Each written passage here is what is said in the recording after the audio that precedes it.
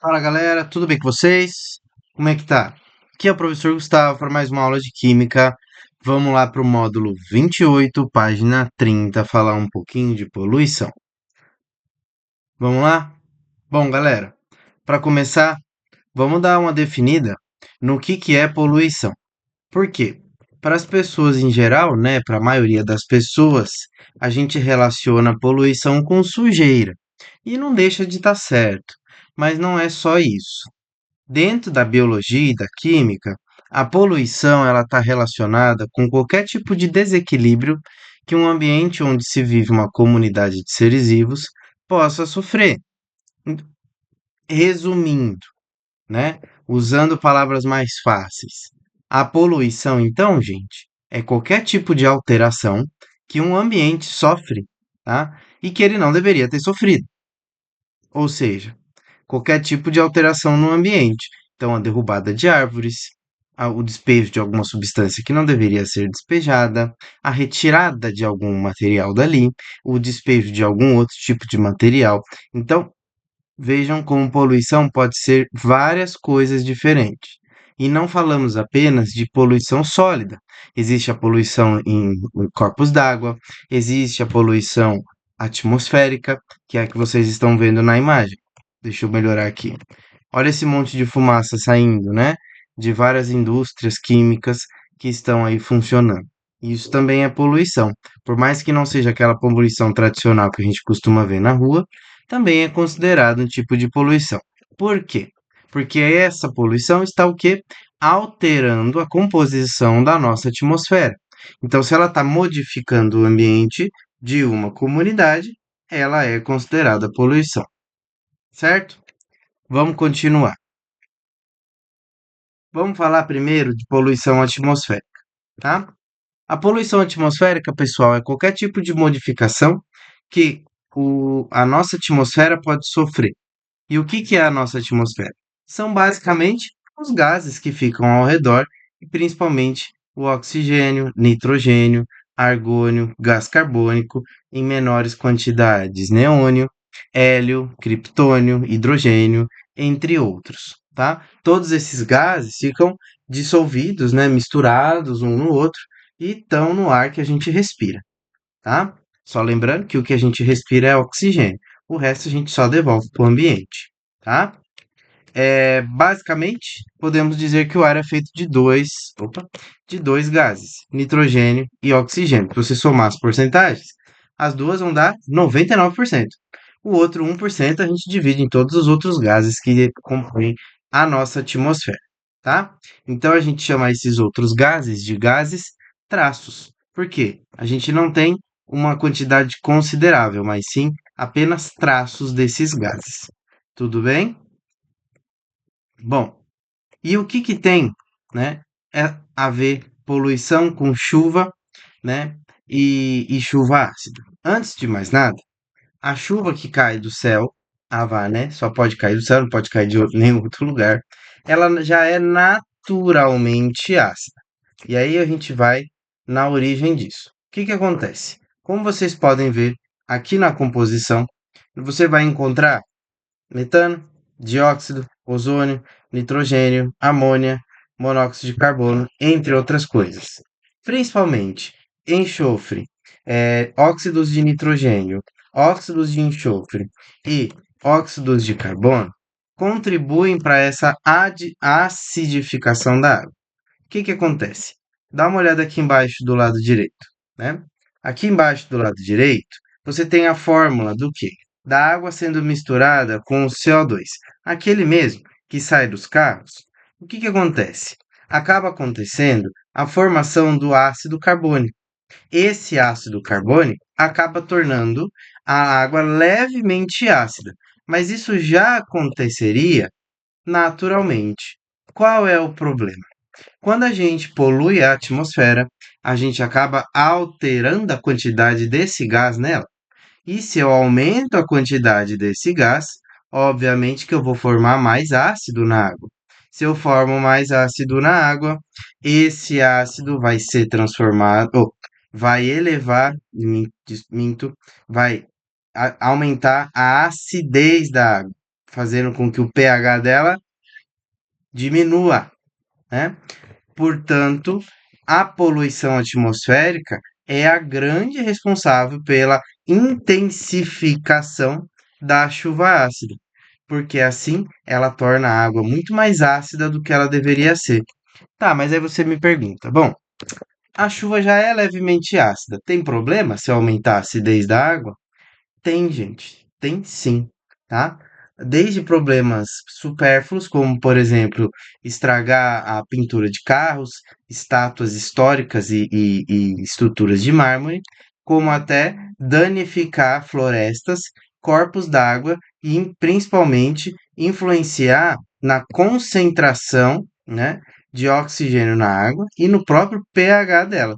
Isso pode fazer com que um lago, um rio, acabe morrendo. Olha só, né? Então, são problemas muito graves. Ah, mas e a gente, né? Diretamente, tem alguma influência? Olha, muito difícil. Em algumas pessoas isso pode causar até algum tipo de irritação na pele, mas a acidez dessa água não é tão forte a ponto de machucar, tá bom? O ser humano, porque as plantas ela machucam e machuca bastante, tá? Que mais? Então, além do gás carbônico, eu falei que tinha os óxidos de nitrogênio e os óxidos de enxofre. Então, dá uma olhada na reação aqui, ó. O próprio nitrogênio que já existe no ar acaba reagindo com o oxigênio que também existe no ar e forma o dióxido de nitrogênio. Esse dióxido de nitrogênio reage com a água da chuva e forma o que? Ácido nítrico. Este também eleva a acidez da água, diminuindo o pH. A chuva ácida ainda pode ser formada, pessoal, pelos óxidos de enxofre. Só que detalhe, o óxido de enxofre, ele dificilmente é solto na natureza naturalmente. Normalmente, ele é solto na natureza pelo próprio ser humano. Por quê? Por conta dos benditos combustíveis fósseis derivados de petróleo. Esse tem enxofre na composição e, quando queimado, é liberado na forma de óxido de enxofre. O óxido de enxofre, dá uma olhada aqui embaixo, ó. Ele pode reagir com a água formando ácido sulfúrico. Esse você já deve ter ouvido falar. Um ácido fortíssimo, extremamente perigoso. Se cai em algum ser vivo, em algum corpo d'água, em alguma planta, em algum animal, em algum ser humano, pode sim machucar e pode gerar graves problemas, tá? Vamos falar um pouquinho sobre o efeito estufa. Antes, eu quero que vocês parem e me escutem. Ouçam o que eu vou dizer. Efeito estufa não é ruim. Nossa, como assim? O professor acabou de falar uma besteira. Calma, gente. O efeito estufa, repito, não é ruim. Ele é crucial para a manutenção da vida na Terra. Aí você já deve estar pensando: nossa, mas eu ouço falar em tudo que é lugar que essas mudanças climáticas, esse monte de coisa estão acontecendo por conta do efeito estufa. Blá, blá, blá, blá. Então, gente, o problema, né, é que o efeito estufa está acontecendo por conta, ou desculpa, essas mudanças climáticas, não é efeito estufa, elas estão acontecendo por conta da intensificação do efeito estufa. Então vamos lá falar o que que é o efeito estufa para vocês entenderem. Eu vou dar um exemplo para vocês. Todo mundo já passou por isso. Você foi em algum lugar, deixou o carro na rua, né? Sei lá, você foi numa consulta com seus pais, aí deixou o carro no lugar aberto, não necessariamente na rua. Aí beleza, tudo certo, tudo numa boa, passou uma hora, fez a sua consulta, tá voltando pro carro. Você entra no carro, tá um forno dentro do carro, né? Mas por que que não tá um forno do lado de fora? Vou te explicar. A nossa atmosfera, ela tem um efeito parecido com o vidro. O vidro, ele permite que a luz entre, o calor entre, a radiação do sol entre, mas ele impede que parte desse calor, parte dessa radiação, ela saia. E a nossa atmosfera faz a mesma coisa. Ela permite que a radiação do Sol entre, mas impede que alguma parte dela saia e mantém esse calor aqui dentro. Então, isso é crucial para que a gente consiga ter temperaturas na Terra razoáveis para a gente sobreviver, tá? Só para vocês terem uma noção, a temperatura média na Terra é de 15 graus. Se não tivesse efeito estufa, seria de menos 18. E aí a vida seria bem difícil de acontecer, tá? Então, gente, o efeito estufa, ele não é ruim. ruim é a intensificação do efeito estufa. Tomem cuidado com isso, tá? Tem até uma chargezinha que faz uma brincadeira séria, né? Tem uma vaquinha e ela fala o seguinte: sinto muito, mas não posso atender às suas reivindicações. E aí, pinguins e ursos polares morrendo ali porque não tem aonde viver, né? Inclusive, isso é interessante para quê? Para a gente entender o papel da vaca nesse processo. A maioria das pessoas não sabe, mas as vacas são a segunda responsáveis pelos gases de efeito estufa. Como assim? É porque elas querem? Não, gente. É porque a gente cria a vaca em excesso para comer. E como que ela produz esse efeito estufa, esse gás estufa? Ela produz pelo punzinho dela mesmo. O processo de digestão do capim que ela come gera metano. Só que a gente cria tanta vaca, mais tanta vaca, mais tanta vaca, que acaba que a quantidade dos punzinhos dela acabam afetando a composição da atmosfera. Além do metano, né, ainda tem o gás carbônico, tá? Que é o principal e o motivo é pelo transporte, né? Nós utilizamos carros à torta e à direita, caminhões, ônibus, todos eles movidos a combustível, e esse combustível acaba emitindo CO2. Além disso, tem clorofluorcarbonetos, óxido nitroso e vapor de água, e entre outros gases. Então, os principais são os quatro primeiros, né? Os outros já são gases naturais que já existiriam na natureza de qualquer forma e não causariam essa alteração, tá? Portanto, o que que é importante? A gente entender que o efeito estufa, ele é bom. O problema é a intensificação do efeito estufa. Quanto mais gases estufa eu tenho na natureza, né, mais calor vai ser.